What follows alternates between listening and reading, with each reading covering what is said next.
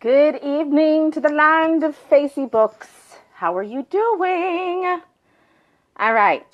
Allow me to introduce myself. I just did my hair for you. My name's Elizabeth Maria Caraballo. I have a page on Facebook called Elizabeth Maria Collections. And I got a new website, and it's literally called elizabethmaria.com. No. Dang, I always get that wrong. Hi, Roger. It's elizabethmariacaraballo.com. There's links on to my page and all that. Hey, Roland. So today is about snake medicine. So this is the deal with the snake. The snake is an old archetype. So there are so many interpretations. I'm going to work off of the animal medicine cards written by Jamie Sands and Dan Carlson, or David Carlson. Anyhow, so in this series, that is referring to transmutation. And when I first saw the card, I was like, oh, that makes sense. You know, it's the beginning of the year, and, you know, snakes have a lot to do with rebirth and shedding old skin. And everybody, you know, especially in our westernized American culture, we follow Judeo-Christian calendar. So the new year is pretty big here, and it, you know, workouts, weights, diets, financial plans, deciding to travel the world, breaking up, making up, all that sorts of stuff happens a lot in this time of year because everyone's fired up, everyone's ready, everyone loves having a fresh start. So that's a big part of this time of year. But this is really talking about transmutation. And that's actually a lot more delicious to me than the New Year fresh start, because I think that's just really a construct that makes everybody feel pretty darn shitty about their current life. So this is what transmutation is. Transmutation is the ability to take something that's negative or poisonous, to let it pierce you, possibly cause you harm, and change it into something that is either innocuous, so it has no negative effect, it's neutral, or even positive for you. And this is a really powerful card. Snake medicine shamans are actually extremely rare now, and they are individuals who've taken on multiple snake bites, taken that poison, allowed it to permeate them, and have within themselves found a way to transmute that crazy poison, right? But as an application for you in your life as a human, what does that mean? No, I do not condone getting snake bites or scorpion bites or spider bites. That's not what I'm talking about. What I'm talking about is something that is pretty much the Achilles heel to the entire positive thinking movement or the New Age movement or a lot of these coaches and life coaches and, you know, you get up, you do it, you tell yourself, yes, you're amazing, rah! Well, that is a great way to get the engines going because action is a great medicine to any situation, granted. This is actually about going, okay, so you have some hurts, and those hurts cannot be shunned or ignored or positive affirmationed away. What are you going to do about it? And a lot of people, when they do their meditations, and I used to do this too, you would take in a meditation and you're like, breathe in the good, exhale the bullshit, right? Okay. That's pretty typical, and it makes sense. What doesn't work, what doesn't serve us, we want it out. We want it gone. But here's the thing. If it's an emotion that's in your body, if it's a sensation that's in your body, let's say, I'll take my own personal example. I have had huge blocks with love and security and feeling like I could do it on my own. Okay, that I'm a self-sustaining, amazing individual.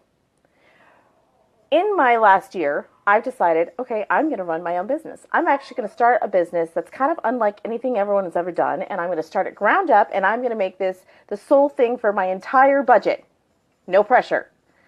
But in this, I found lots of things that I just couldn't get around, actions that I would repeat over and over and over, mistakes that I would make, the same mistake or the same aversion to a certain type of action over and over. And I did not have a good reason why I couldn't change it. So one of the best things that I was taught to do was to literally go inside and say, let's say on the precipice of a new change, let's say I'm going to launch a new service, or I'm going to launch my website. I just had to do this. I'm going to launch my website.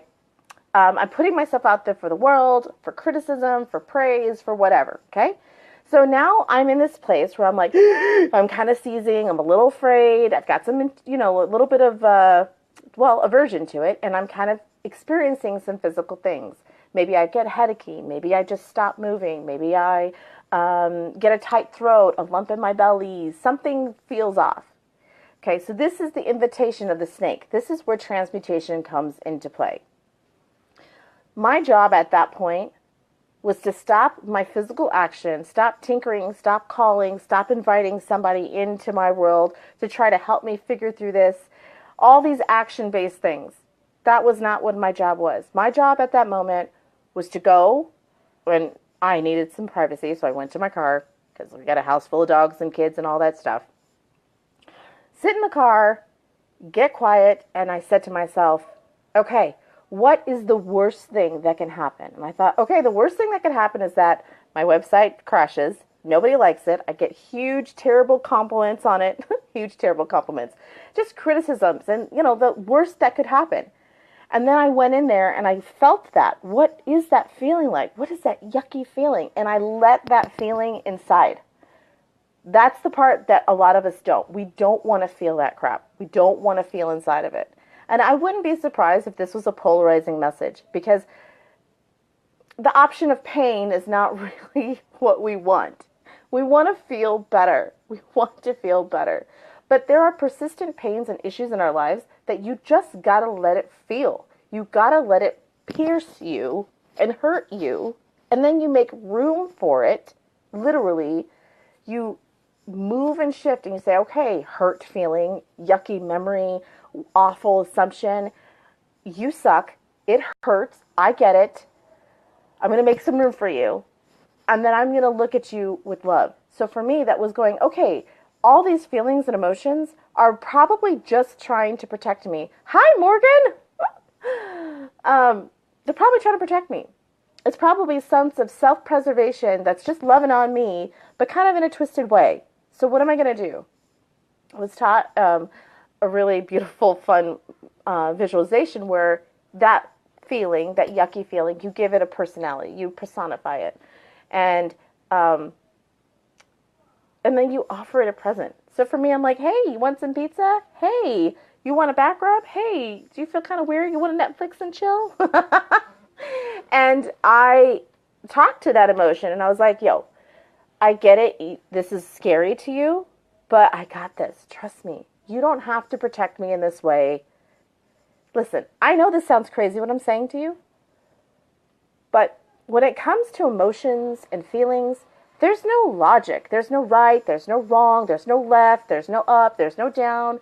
It is a feeling. It's a sensory thing. These are oftentimes feelings and senses and emotions and decisions that we've made about things a long time ago, and we have held on to it and let it build steam. And as it builds steam and we start doing things that kind of bump up against it or completely go perpendicular to it, these emotions, these old feelings, these old decisions, these old memories that have feeling, they can make you sweat in your palms, they can make you shake, they can make your stomach hurt, they can make some people throw up, they could cause migraines. All these old feelings, these decisions, as you try to do something new and it bumps up against it, this is going to agitate. And it's not going to agitate in some elevated form, it's going to agitate as it is. So if it's a bad feeling that you had when you first made that decision or you encountered that first moment, it's just going to be that, but 10 times more. Okay? So for me, I had a big issue with how people see me. I still do. I still have to work with that. And for me, that was here in my throat, and my throat gets real tight, and I feel pinchy, and it's gross. I personified that feeling. I gave it a face, a little body, And I sat down with it in my visualization. I was like, okay, I see you. You see me. This is the issue. I get it. You're super agitated. Let me help you through this, because you know what?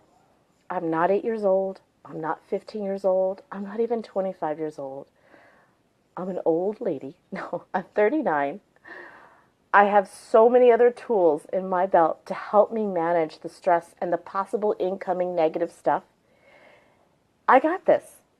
Listen, let me buy you a piece of pizza. You chill out.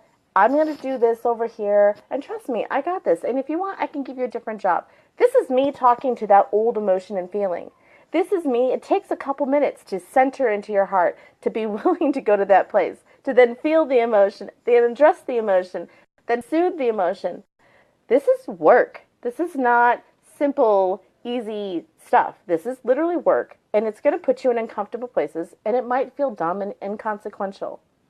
But if you're sincere about it and you really want to transmute your pain, that means you take your pain, you morph it, and you change it. So the energy is still going to be there. It's just different energy because you took some time, some true intention, some authenticity, and you worked it.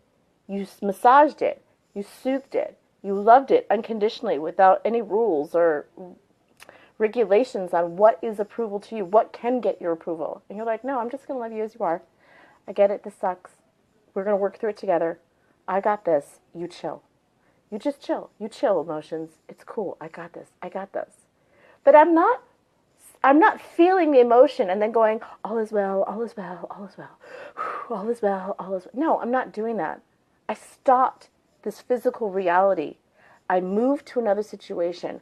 I went inside and I took the time to really do the work. That's transmutation. That is the real stuff. That is not watered down. That is not easy. It is not simple, but it is very simple. If you think about it, I try to think about it like they are the smaller parts of me that need love and support, that didn't get it back then. I'm going to do it now. That is so much more than just trying to yes something away or put 1,000 Post-its all over your car that say you're a great person, even though deep down inside you're at pain with who you are. We are multi-dimensional beings. We're not just flesh and blood that run around and make money and babies and friends and music and art. We are sentient beings that have a heart, a mind, a soul, a magnetic vibe. There's a lot to be worked there. So that was kind of deep. I know that was kind of intense, and it's not for everybody. I can totally understand that. But whether you believe it or not, if you don't look at the pain that you have, deal with it at its root, and give it some good love and juju and forgiveness, it's never going to go away. And if it doesn't go away, there's only one other option for it. Either it goes away by transmuting it, and it still remains, but it's just changed and it's healthier, or it stays and it still remains and it grows as it is in a negative form. And there's so many physical repercussions to that between work and life and money and health and children and all these things. It will pop up. It will creep its way into other things. And here's the thing. We all have multiple issues, multiple things that we've made negative decisions for that have caused us pain. And so there's multiple ways that we're going to be challenged to face it. Let it pierce us. Let it hurt. Give it some space. Address it, love it, and allow it to transmute, just like everything else. Everything else that's approached with love will always change for the better. Everything. I truly, truly, truly believe that. So, if you've stuck around with me, thank you so much. I know that was really deep. This is part of my 30-day series where I am literally pulling a card blogging about the card, and then I'm doing a Facebook Live. So if you'd like to read the blog, that's on my website, which I will also put a link to the blog somewhere in this comments. It's at elizabethmariacaraballo.com under blogs. It's my second blog. It's my brand new website. Super excited to share it in this way.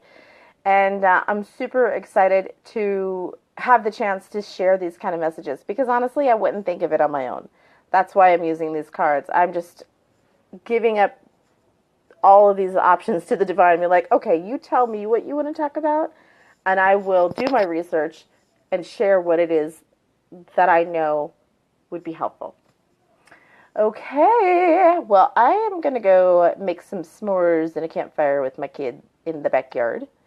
And I hope you guys have a terrific evening. If you have any questions about this or you want to go deeper, message me. Let me know. I'm always willing to get into the nitty-gritty with this good stuff. Have a beautiful night. Mwah. See you soon.